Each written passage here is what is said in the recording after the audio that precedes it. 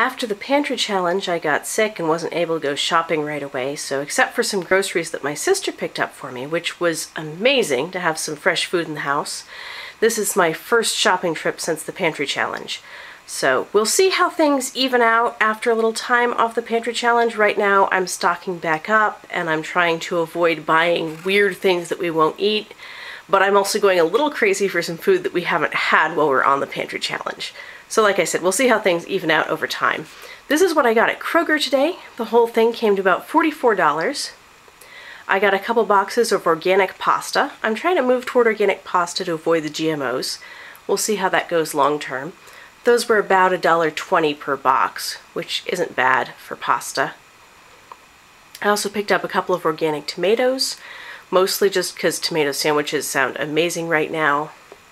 I stocked back up on crab meat because I realized that's something that we eat a lot of, especially doing sushi.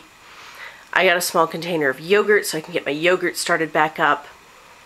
Oh, and that nitrate-free lunch meat that I got was something that I got with a coupon from Kroger. It was one of their best customer bonus coupons, so I got the lunch meat for free, which is cool. I also picked up some water chestnuts, some pork loin that was on sale for $2 a pound, so I stocked up, got about 5 pounds of pork loin already sliced. And then I stocked up on bacon because it was $3 a pound, so I've got 3 pounds of bacon there. Oh, and I bought baking cocoa, even though I already have some Dutch processed baking cocoa from Costco, because my husband's not a real fan of the dark chocolate flavor that comes from the Dutch processed, so I wanted to have that alternative on hand, especially as I'm heading into Christmas baking. And here's the food from the Costco part of my grocery trip today. This all came to about $95. A lot of this was just stocking up on stuff that we used up during the pantry challenge.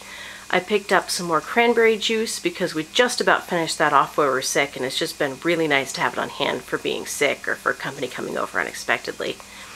I picked up 10 pounds of sweet potatoes and 10 pounds of onions that were both a good price. I got 2 rotisserie chickens. One is for church fellowship meal this week, and then one I'll stick in the freezer for probably next week or another Sunday where we need a quick, easy meal. And then I picked up hot dogs, partly just because my resistance was low from being on the pantry challenge and it looked fun, partly because we're heading into that time of year where it's actually really good to have some easy meals in the freezer for crazy holiday days. I got 6 pounds of mild cheddar cheese. That's stocking up and just having lots of cheese around again. And then turbinado sugar for Christmas baking. And then of course just the olive oil and tortilla chips because we were low.